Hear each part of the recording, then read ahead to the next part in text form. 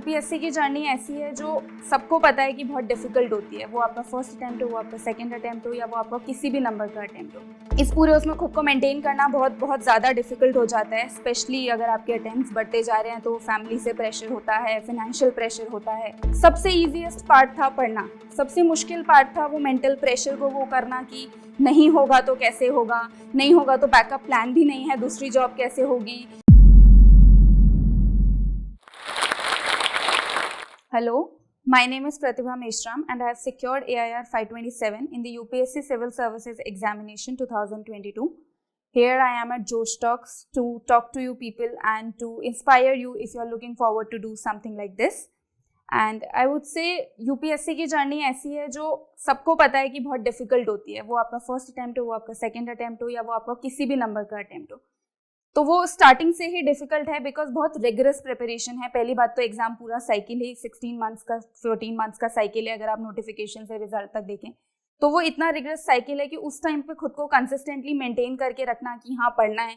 फिर हर स्टेज का एग्जाम होता है, उसका रिजल्ट का आप वेट करते हैं, उस टाइम पे पढ़ना, क्योंकि हर स्टेज जब आपकी क्लियर होती है तो नेक्स्ट स्टेज पे आपके पास इतना टाइम नहीं होता है कि आप रिजल्ट का वेट करें, आप प्रोक्रेस्टिनेट करें। आपको नेक्स्ट के लिए पहले से प्रिपेयर होना पड़ता है। तो वो मेंटल स्ट्रेंथ जो बिल्ड करनी पड़ती है कि आप अभी आज एग्जाम देके आए हैं और आपको नेक्स्ट स्टेज के लिए पढ़ना है, और अभी आप पिछले ही एग्जाम में वॉन्डर कर रहे हैं कि ऐसा हुआ वैसा हुआ, ये ठीक हो जाता, वो ठीक हो जाता। तो जर्नी डिफिकल्ट होने के बहुत रीजंस हैं। सिलेबस रिग्रेस है, इतना लंबा प्रोसीजर है, बहुत लंबी जर्नी है, और इस पूरे उसमें खुद को मेंटेन करना बहुत ज़्यादा डिफिकल्ट हो जाता है। स्पेशली अगर आपके अटेम्प्ट्स बढ़ते जा रहे हैं तो फैमिली से प्रेशर होता है, फाइनेंशियल प्रेशर होता है। उस टाइम पे बेसिक बात यही है, बस अपने पे भरोसा रखना है, अपने पे कॉन्फिडेंस रखना है कि हो जाएगा, आज नहीं होगा तो कल होगा। मेहनत ऑनेस्टी के साथ करनी है। अगर मेहनत ऑनेस्टी के साथ नहीं है तो फिर दिक्कत है। मेहनत ऑनेस्टी के साथ करनी है, तभी वो खुद पे कॉन्फिडेंस बिल्ड होगा कि हाँ हो जाएगा। मेन चीज़ मैं ये कहूँगी कि अपने आप को मेंटली बहुत काम रखना है पूरी प्रिपरेशन में। कहीं पर भी ऐसे पैनिक नहीं होना है कि ये गड़बड़ हो गया तो अभी नेक्स्ट कैसे होगा, because I my self did this. मैं एक स्टेज के बारे में बहुत ओवरथिंक करती थी और मैं बहुत क्रिटिकली एनालाइज करती थी खुद को। प्री हुआ तो मैं बहुत दिन तक प्री के बारे में सोचती रहती थी, and now that I think of it, I think वो 15-20 नंबर वो मार्क्स मेंस के, इंटरव्यू के, वो कॉम्प्रोमाइज ही इस वजह से हुए हैं क्योंकि पिछली स्टेज से ही बाहर नहीं आ पाए थे। Same thing I did for each step. So I would से कि वो मत कीजिए कि वही गलती रिपीट हो रही है, क्योंकि वो आपको पूरी प्रिपरेशन को, वो 10, 15, 20 नंबर जो है वो आपकी रैंक इधर से उधर कर सकते हैं। सो आई वुड से कि मेंटल अपनी खुद को काम रखने के लिए बहुत ज़रूरी है, अपने खुद के पीस के लिए बहुत ज़रूरी है, और प्रेपरेशन के लिए भी बहुत ज़रूरी है, बिकॉज वो मार्क्स उससे अफेक्ट होते हैं। तो हर उसमें अपने आप को कॉन्फिडेंट रखिए कि ठीक है हो गया। और एक दो चीज़ें ऊपर नीचे होती हैं, सबके साथ होती हैं। सबका पेपर, किसी का पेपर 100% परफेक्ट नहीं जाता। कोई भी रैंक का बच्चा ले लीजिए, कोई भी ले लीजिए, सबको लगेगा ये काश में बेटर कर देता या वो काश में बेटर कर देता। वो चीज़ हमेशा एक रहेगी जिसमें आप अपने आप को एनालाइज करें। एनालाइज ज़रूर करिए अपने आप को, पर क्रिटिकली एकदम ओवरली एनालाइज मत करिए कि आप अपनी अच्छी चीज़ें भूलते जा रहे हैं और अपनी सिर्फ बुरी चीज़ें पकड़ते जा रहे हैं। जैसे जब मैं इंटरव्यू दे के आई थी, आई वॉज वेरी डिसहार्टन कि अच्छा नहीं हुआ यार, यहाँ पर ये नहीं बोला, यहाँ पर ये नहीं बोला, और मैं वो 4 चीज़ें ही सोचती रही जो मैंने नहीं बोली। मैं वो 6 चीज़ें भूल गई जो मैंने अच्छी बोली, and I have got good marks in interview. So that is an example कि आप अपनी कमियों के साथ साथ अपने उसको भी देखिए कि आपने कहाँ पर अच्छा परफॉर्म करा है। उन चीज़ों के साथ आप बैलेंस करके चलिए कि हाँ ये गलती है, इस पर वर्क करना है, but this is my strength. इसको भी नहीं खोना है इस पूरी प्रिपरेशन में कि आप वीकनेस पर वर्क करते जा रहे हैं, वीकनेस के बारे में सोचते जा रहे हैं, और आपका स्ट्रेंथ भी आप फिर उस पर भी फोकस नहीं कर पा रहे हैं। इसके अलावा सोसाइटी का थोड़ा जो प्रेशर होता है वो ठीक है, सबके साथ होता है। थोड़ा बहुत सुनिए, इधर से सुनिए, उधर से निकालिए कुछ बातें। सारी चीज़ें इतना दिल पे लेने की ज़रूरत नहीं है, क्योंकि उससे वो आप अपने लिए डिफिकल्ट कर रहे हैं। अगर आप हर किसी का कुछ सोचेंगे कि अरे ये इतने साल से प्रिपेयर कर रहा है, नहीं हो रहा है, या इतने साल से एग्जाम के लिए बैठे हो, कुछ और कर लो, तो जब तक आपको खुद पे कॉन्फिडेंस है ना कि नहीं मेरे से हो जाएगा, जब तक आप पढ़ाई कर पा रहे हैं, जब तक आपका पढ़ाई में मन लग रहा है कि हाँ मुझे अच्छा लग रहा है पढ़ना, हाँ मैं कर सकता हूँ, हाँ मुझे यही करना है, जब तक आपकी वो सेल्फ मोटिवेशन खत्म नहीं होती, तब तक आप आराम से इस एग्जाम के लिए प्रिपेयर कर सकते हैं। कभी भी दूसरों की बातें सोच के डिसीजन मत लीजिए कि अच्छा होने वालों का तो 2 अटेम्प्ट में हो जाता है, होने वालों का तो फर्स्ट अटेम्प्ट में हो जाता है, तो अगर आपका नहीं हो रहा है तो फिर आपका नहीं होगा आगे। ऐसा मत सोचिए। आपको लग रहा है होगा, आप मेहनत कर रहे हैं, आपको प्रोग्रेस दिख रही है, आप टेस्ट दे रहे हैं, आप अपीयर हो रहे हैं मॉक्स में और ये सब में, तो आपको समझ आता है कि आप इम्प्रूव कर रहे हैं। तो उन चीज़ों से अपनी परफॉर्मेंस, अपनी पूरी जर्नी उस चीज़ से जज करिए कि आपने कितना अपने आप को इम्प्रूव करा है, आप कितना आगे बढ़ रहे हैं। रादर देन बाकी क्या लोग बाकी आपसे एक्सपेक्ट कर रहे हैं या सोसाइटी क्या आपसे एक्सपेक्ट कर रही है। तो वो सब चीज़ों को थोड़ा सा ध्यान में रखिए कि उन सब चीज़ों से आपकी प्रेपरेशन अफेक्ट ना हो, क्योंकि आई वुड से मेरी पूरी यूपीएससी जर्नी में the easiest part I would say is to study. सबसे ईजीएस्ट पार्ट था पढ़ना, सबसे मुश्किल पार्ट था वो मेंटल प्रेशर को वो करना कि नहीं होगा तो कैसे होगा, नहीं होगा तो बैकअप प्लान भी नहीं है, दूसरी जॉब कैसे होगी, मेरे साथ जो पास आउट हुए थे वो इतना अच्छा कर रहे हैं, उनकी लाइफ में ये हो रहा है। तो पढ़ाई सबसे इजी पार्ट है, पढ़ाई बिल्कुल डिफिकल्ट नहीं है, पढ़ाई सबसे इजी पार्ट है। अगर आप खुद को थोड़ा सा काम रख सकते हैं, खुद को थोड़ा सा पेशेंट रख सकते हैं, तो पढ़ाई सबसे इजी पार्ट है। बाकी सब चीज़ों से डील करना actually I would say is more difficult than पढ़ना। पढ़ने में आपका मन आराम से लगेगा, अगर आप पीसफुल है, अगर आप शांति से अपना प्रिपेयर कर रहे हैं कि मेरे को ये करना है, आप पढ़ने बैठेंगे आपका मन लगेगा। बट आप बुक उठा के बैठे हैं और आपके दिमाग में चल रहा है कि यार इंस्टा पर स्टोरी देखी थी और ये हो रहा था वो हो रहा था, तो उससे आप थोड़ा सा डिस्टर्ब होंगे। तो पढ़ाई डिफिकल्ट नहीं है, पढ़ाई हो जाएगी। बाकी सब चीज़ों को ज़रूर बैलेंस करके चलिए। अपनी मेंटल हेल्थ पे बहुत ध्यान दीजिए, फिजिकल हेल्थ पे बहुत ध्यान दीजिए, क्योंकि पढ़ना इतना टाइम होता है कि सेडेंटरी लाइफस्टाइल हो जाता है कि अपने पे ध्यान नहीं दिया जा रहा है, तो वो सब करिए। मेरा पूरा जो बैकग्राउंड है, मेरा साइंस बैकग्राउंड है, मैंने बैचलर्स ग्रेजुएशन भी केमिस्ट्री ऑनर्स में करा है, मैंने मास्टर्स भी केमिस्ट्री में करा है।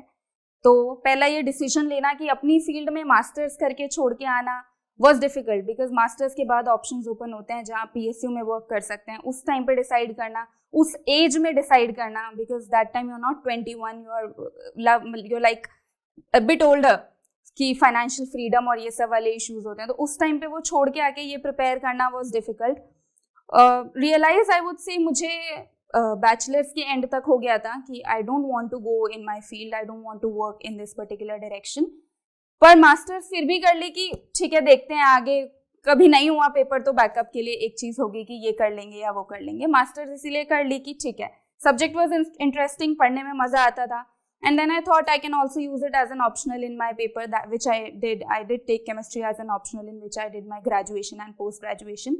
तो वो डिसाइड बैचलर्स के एंड से होना शुरू हो गया था, बट वो फाइनल डिसीजन कॉल लेते लेते तक मास्टर्स का एंड आ गया कि हाँ ये करना है, चलो फाइनली इसी लाइन में जाना है। फिर आने के बाद यहाँ पर बहुत सारा हाइप है, राजेंद्र नगर है, कोचिंग है। I was from Delhi, so I already knew कि क्या क्या यहाँ पर चलता है, कितने कोचिंग हैं, ये वो। तो वो शुरू की मारामारी सबकी होती है, कौन सा कोचिंग अच्छा है, कौन सा कोचिंग अच्छा नहीं है। ये सब जर्नी के इनिशियल फेजेस हैं। इस टाइम पे you are the most like boosted up I would say. जो फर्स्ट ईयर ऑफ प्रिपरेशन होता है उस टाइम पे आप एकदम बूस्टेड अप होते हैं, आपको क्लासेस बहुत इंटरेस्टिंग लग रही होती हैं, आप सब कुछ बहुत इंजॉय कर रहे होते हैं, कोचिंग लाइफ बहुत इंटरेस्टिंग हो जाती है, न्यू फ्रेंड्स मिल जाते हैं।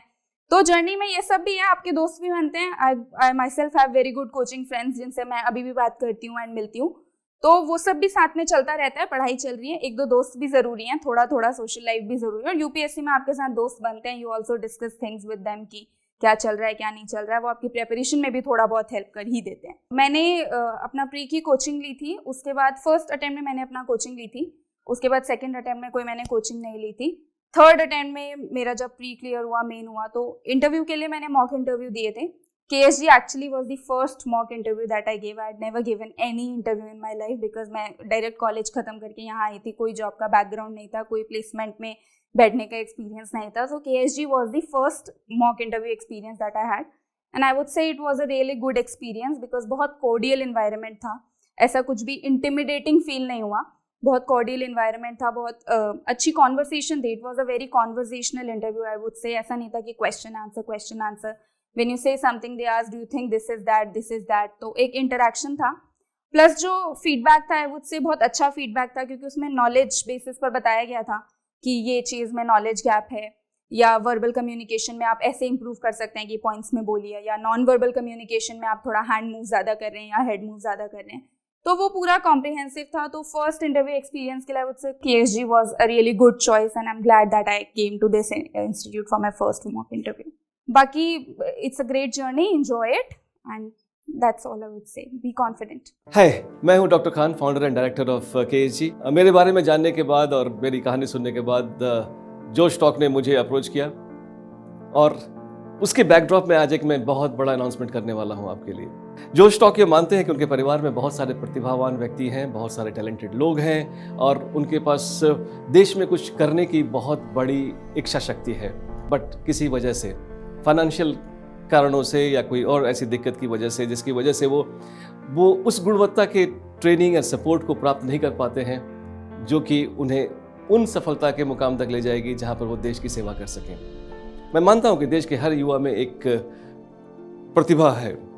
जोश के माध्यम से आज मैं ये एक बड़ी अनाउंसमेंट करना चाहता हूं कि फाइनेंशियल इशू की वजह से अगर कोई स्टूडेंट अपनी प्रतिभा का प्रयोग नहीं कर पा रहा है तो वो दिक्कत आज के बाद नहीं रहेगी।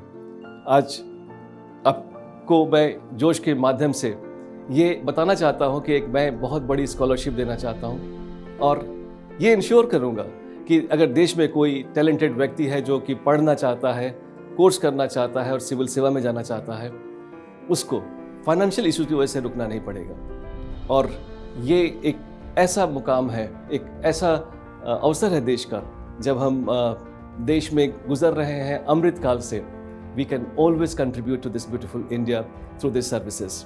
इसके बारे में जो स्कॉलरशिप के बारे में डिटेल्स चाहिए वो नीचे दिए गए लिंक में अवेलेबल हैं एंड हम साथ मिलकर आगे बढ़ते हैं।